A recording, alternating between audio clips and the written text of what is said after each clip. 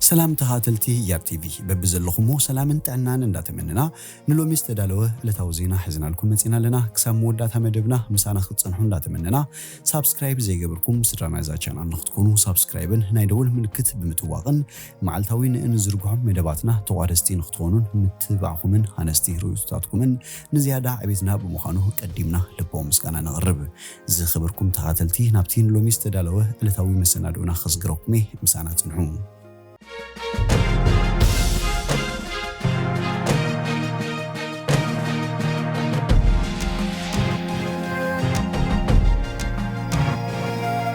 وهابك الحيل مكلخال تግራይ كمون አባል ፈጻሚ ተስራሓት ህወሓት አቶ ጌታቸው ረዳ ተማሊ ምስ ቢቢሲ አብዝ ገበሮ ቃለ መሕተት ምስ መንግስት ኢትዮጵያ ክዘራረቡ ቅሩባት ምዃኖም ተዛሪቡ ግጭት ድሕሪ ምውልዑ ኣብ ዝነበሩ ቀዳሞት መዓልታት ሰበስልጣን ኤርትራ ኣብቲ ኩናት ኢድ ከም ዘይብላ ገሊጾም ነይሮም እንተኾነ ኣብ ዝቐጸሉ ሳምንታት መንጎ ሓይልታት ትግራይን ኤርትራን ኣብ ዶባት ውግኣት ከም ዝተኻየዱ ምንጭታት ንቢቢሲ ሓቢሮም ነይሮም ቀዳማይ ሚኒስትር አብይ አሕመድ ድሕሪ ምትሓዝ ከተማ መቐለ እቲ ኣብ ትግራይ ክካየድ ጽንሐ ወታደራዊ ስርሒታት ከም ዘቋረጸ እኳ እንተገለጸ ኣብ ዝተፈላለዩ ከባቢታት ትግራይ ግን ውግኣት ይካየዳሎ አቶ ጌታቸው ረዳ ምስ ቢቢሲ ኣብዝ ገበሮ ቃለ መሕተት መቐለ ኣብዝ እዋን እዚ ኣብ ትሕቲ ምቁጽጻር ሓይልታት አብይን ኢሳያስ አፈወርቂን ያዘላ እንተኾነ ኣብ ከባቢዋ ውግእ ክካየድ ጽኒሕሎ ስለዚ እቲ ኩነታት ኣብ ወጥሪ ዘሎ ህዝቢ ነቶም ወረርቲ ሓይልታት ብፍሕሹ ገጽ ክቕበሎም ሸውሃት የብሉን ኣካይዳ አብይን ኢሳያስን ኣብ ዝሓዞን ከተማታት ምዕናው ንብረት ስለ ዝኾነ ዕንወት ንምውጋዲና ባዕልና ካብ መቐለ ኣዝሊቕና ነትግራይ ብደብዳብ ናብ ዘመነ እምኒ ክምልስዋ ድሌት ስለ ዘለዎም ምኽንያት ክንህቦም አይደለናን ስለዚ ካብታ ከተማ ሲሄብና እቲ ውግእ 70 ኪሎ ሜትር ካብ መቐለ ርሒቑ እንከሎ ኢና ኣዝሊቕና ይብላ አቶ ጌታቸው ረዳ ዝድርብ ንምግባር ድልዋት ዲኹም ዝብል ሕቶ ምስ ቀረበሉ ምቁራጽ ተጻብኦታት ንምግባር ክንዘራረብ ጸገም የብልናን ምኽንያቱ ኣብዚ እዋን እዚ ንሪኦ ዘለና ኮነ ኢልካ ሲቪላዊ ህይወትን ንብረትን ምዕናዊዩ ድሌት እዞም ሰባት ብደብዳብ ኣብ ትሕቲኦም ክንኣቱ ምዃና ዘየማት እዩ ስለዚ ዋላኳ በኃይሊ ኢድና ጠውዩ ከገድድና ንዝደሊ ዘይንቅበል እንተኾና ንሰላም ዘለና መርገጽ ግን አይተቀየረን ስለዚ ንዘተ ዘለና ቁርብነት አቦት እዩ ዘሎ ቀጽሉን አቶ ጌታቸው ረዳ ንመሰል ርእሰ ውሳነ ህዝቦም እዮም ዝዋግኡ ዘለው በቆራጽነትን ጀግንነትን ካዮም ዝዋግኡ ብጅግንነት ዝመውት እንበር ኢዶም ዝህብሉ ምኽንያት የልቦን ኣብ ህዝብን ንብረትን ዕንወትን ኸይወርድ ኢልናይና እቲ ውግእ ኣብታ ከተማ ከይካይድ ወሲና እዚ ማለት ግን ወረርቲ ብየማንን ጸጋምን ህዝብና እናቐተሉ ሱቕ ኢልና ክርዮም ንኽእል ማለት ኣይኮነን ኢሉ ኣብቲ ቃለ መሕተት ዶክተር አብይ ከተመሓላልፎ ዝደልዮ ነገር እንተሎ ምስተሓተተ አቶ ጌታቸው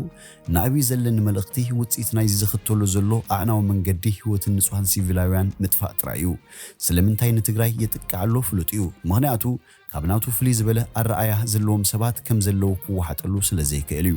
ምስቲ ንኢትዮጵያ ክመርሓሉ ዝደሊ ዘሎ ኣገባብ ጸገም ዘለዎም ሰባት ኣለው ስለዚ ኸኣ ንዑ ብዝጥዕሞ ምሕደራ ይኽተላሎ እዚ ኸኣ ዕንወት እዩ ዝበለ ጌታቸው ረዳ እዚ ኣብ ልዕልዮም ዝተኸፈተ ወራር ከም ዝኹንኖ ኣብርሁ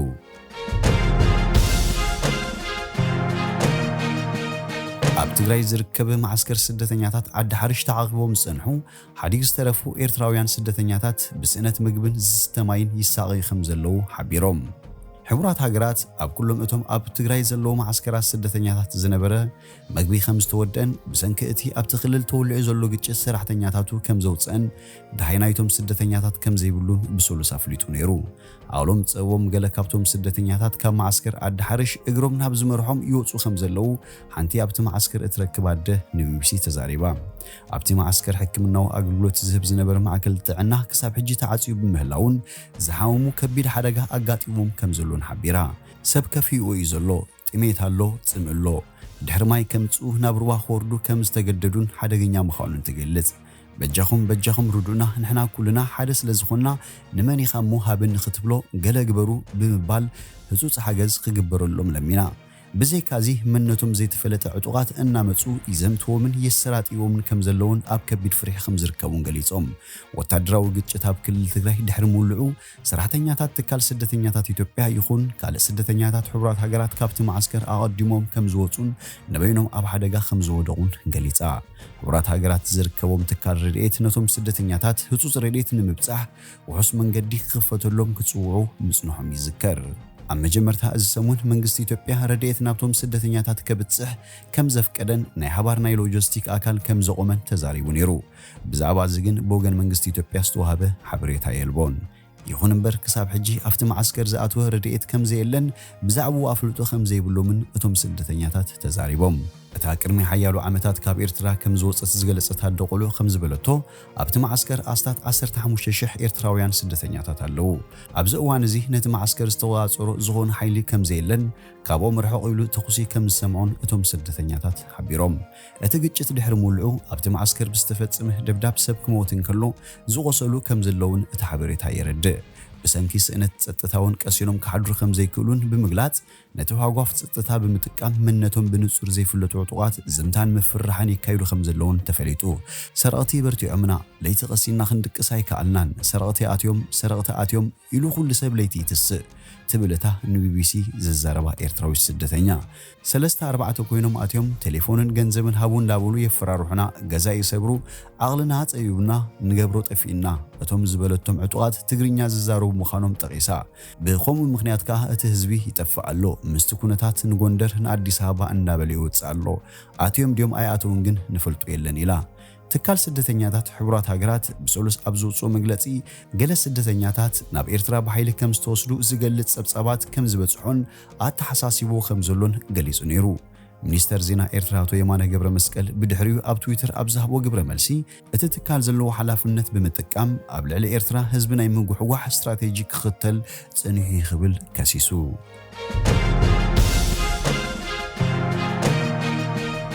ፕሬዚደንት ኣሜሪካ ዶናልድ ትራምፕ ክሳብ 15 ጥሪ 2021 ኣብ ዘሎ ግዜ ወታደራት ኣሜሪካ ካብ ሶማልያ ክወፁ ኣዚዙ። ኣሜሪካ ንኣልሸባብ ዕጡቓትን ዳዕሽን ዝዋጉ ኣስታት 700 ወታደራት ኣብ ሶማልያ ኣለዋ። ሰመዚ ኣሜሪካ ገለ ካብቶም ወታደራት ናብ ካልኦት ጉርባብቲ ሃገራት ክግዕዙ ምዃኖምን እዚ ድማ ዶብ ሰገር ስርሒታት ክፍጽሙ ከም ዝኽእሎምን ይሕበር። ኣብ ቀረባ ሰሙናት ፕሬዚደንት ትራምፕ ኣብ ኢራቅን ኣፍጋኒስታን ዝነበሩ ወታደራት ኣሜሪካ ቁጽሮም ክጎድል ኣዚዙ እዩ። ብተወሳኺ ወታደራዊ ምትእትታው ኣሜሪካ ወጻኢታት ዝበዝሖን ውጽኢታዊ ዘይኮነን እዩ ክብል ነቒፉን እዩ። ፔንታጎን ኣብ ዘውፅኦ መግለጺ እዚ ኣብ ፈለማ 2021 ተፈጻሚ ዝኸውን ምውፃእ ወታደራት ኣሜሪካ ካብ ሶማልያ ኣብ ፖሊሲ ኣሜሪካ ለውጢ ከም ዘሎ ዘርኢ ኣይኮነን ኢሉ ኣብ ውሽጢ ሓያል ንሕንሕ ኮይና ስትራቴጂካዊ ረብሓና ንምዕቃብን ንሃገርና ስጋት ዝኾኑ ጡርንፋት ሓይልታት ምቅላስ ክንቅጽል ኢና ይብል። እንተኾነ ኣሜሪካ ወታደራታ ካብ ሶማልያ ምስሓባ ኣብ ቀጠና ምብራቕ ኣፍሪካ ዕጡቓት ከም ዝበዝሑ ዝገብር እዩ ክብሉ ሰሙያ ስጋቶም ይገልጹ።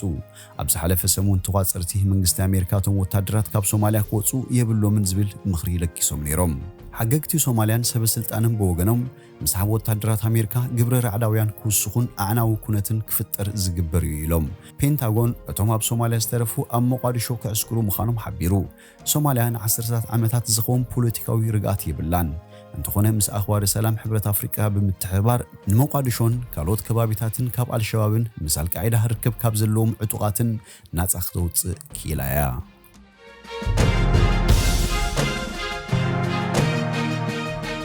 ላዕለዋይ በዓል ስልጣን ስለያ ኣሜሪካ ካብ ካልኣይ ኩናት ዓለም ጀሚሩ ቻይና ስጋት ናጽነት ዲሞክራሲ ናይ ክብል ኸሲሱ።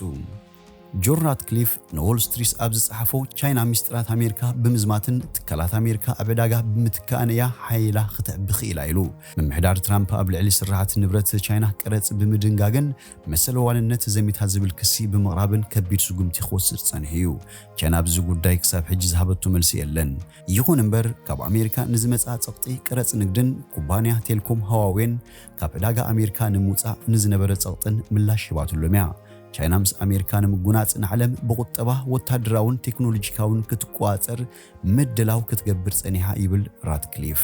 ኣብዚ እዋን ቻይና ኣብ ልዕሊ ኣልኮላዊ መስተ ኣውስትራልያ ቀረጽ ብምቕማጥ ከተማ ካምቤራ ባርያታት ክቕይር ኣልዋ ብምባል መንግስቲ ኣውስትራልያ ኣብ ኣፍጋኒስታን ንዘለዎ ተራ ብምትኹታኽ ንመሓዛ ኣሜሪካ ጸቕጢ ትገብር ምህላዋ ይግለጽ። ላዕለዋይ ሓላፊ ስለያ ኣሜሪካ ራትክሊፍ ቻይና ንሩስያ ብምትካእ ቀንዲ ሕምብርቲ ምንቅስቓስ ስለያ ኣሜሪካ ጸረ ሽበራውያን ክትኸውን ትደሊ ኣላ ኢሉ። መመንጨዊ ጸዓት ዝኾነ ኩባንያ ቻይና ካብ ተመሳሳሊ ትካል ኣሜሪካ ብምስራቑ ገበነኛ ኮይኑ ክርከብ እንከሎ እቲ ኩባንያ ኣሜሪካ ድማ ዋጉ ብምስኣን ሰራሕተኛታት ክሰጉ ምግዳዱ ብኣብነት ብምጥቃስ ቻይና ምስራቕ ምቕዳሕን ምትካእን ብዝብል ቁጠባዊ ስለያ ክትካየድ ጸኒሓ እያ። ዋጋ መሰል ዋንነት እዚ ኩባንያ $500 ቢልዮን ኮይኑ በብዓመቱ ይዝመት ከም ዝነበረ እቲ ሓላፊ ተዛሪቡ FBI መጽናዕቲ ህዝብ ኩባንያ ንዝሰረቁ ቻይናውያን ከኣስር እንከሎ ቻይና ድማ ዝሓለፈ ዓመት ኣብ ቄድን ዝወዓሉ ንሓላፊ ክፍሊ ትምህርቲ ኬሚስትሪ ዩኒቨርሲቲ ሃቫርድ ወርሓዊ $50,000 ክትከፍሎ ጸኒሓ ሓላፊ ትካል ስለያ ኣሜሪካ ራድክሊፍ ትካላት ስለያ ቻይና ከም ህዋዊ ብዝብሉ ኩባንያታት ምስ መንግስቲ ቻይና ርክብ ስለ ዘለዎም ምስ ኩባንያት ኣሜሪካ ተሻሪኾም ክሰርሑ ከም ዘይብሎም ኣጠንቂቑ ቻይና ኣብ ልዕሊ ኣባላት ኮንግረስ ኣሜሪካ ዘነጻጸረ ጽዑቕ ቆስቋስ ተካሂድ ነይራያ እቲ ሓላፊ ድማ ልዕሊ 6 ዕጽፊ ሩስያ 12 ዕጽፊ ኢራን እዩ ክብል ገሊጽዎ ካልኦት ሃገራቱን ተመሳሳሊ ጸገም ከም ዝገጠመን ራድክሊፍ ተዛሪቡ ኣብ ትሕቲ ምምሕዳር ፕሬዝዳንት ዶናልድ ትራምፕ ኣሜሪካ ኣብ ብርክት ዝብሉ ጉዳያት ምስ ቻይና ናብ ወጥሪ ኣትያ ክልተን ሃገራት ነንሕድሕደን ቢልዮናት ዶላራት ኣብ ልዕሊ ዘውጽኡ ኣቑሑት ቅረጽ ኣንቢረን ኣዝዮም ዝተራቐቑ ኣብ ዝብዎም ምህርትታት ሰደድውን ጥቡቅ ቁጥጥር ክግበር ኣዚዘንን ብሓሙስ ድማ ቤት ጽሕፈት ኣሜሪካ ምስ ሰራዊት ቻይና ርከብ ኣለዎም ዝበሎም 4 ትካላት ቻይና ኣብ ዝርዝር ዘይሙናት ትካላት ከኣትው ገይሩ እዩ ኣብ መጀመርታ ዓመት ኣሜሪካ ኣብ ሆስተን ዝነበረ ቆንስል ቻይና ንኽዕጹ ክእዝዝ እንከሎ ቻይና ብወገና ኣብ ከተማ ቼንጉድ ንዝነበረ ቆንስል ኣሜሪካ ክዕጹ ኣዚዛ ብተወሳኺ ክልተን ሃገራት ጋዜጠኛታት ሰውዩገንን ብኻልእ ወገን ክልተኣዊ ዝምድና እዘን ሓያላት ሃገራት ብምኽንያት ለበዳ ኮሮና ቫይረስ ክሕርፍፍ እንከሎ ፕሬዝደንት ትራምፕ ቫይረስ ቻይና እናበለ ንቻይና ይኸስስ ብተወሳኺ ኣሜሪካ እግሁር ንዝበሃሉ ዓሌት ሙስሊም ዘስካሕክሕን ስልታውን ገሰስ ሰብኣዊ መሰላት ትፍጽመሎም ኣላ ብምባል ንቻይና ብምኽሳስ ኣብ ልዕሊ ገለ ፖለቲከኛታት ማዕቀብ ኣንቢራ ቻይና ኣብ ዞባ ዢንጃክ ንዝርከቡ ውሕዳት ዓሌት እግሁርን ካልኦት ብብዝሒ ብምእሳር ሃይማኖታዊ ስቅያት ብምፍጻምን ኣገዲድካ ብምምካንን እንተተኸሰሰት ቻይና ግን ነዚ ኩሉ ክሲ ትነጽጎ ሓድሽ ፕሬዝደንት ኣሜሪካ ጆ ባይደን እውን ምስ ካልኦት መላፍንቲ ሃገራት ብምዃን ኣብ ልዕሊ ቻይና ዘሎ ተመሳሳሊ መርገጺ ትራምፕ ክቕጽሎ ትጽቢት ይግበር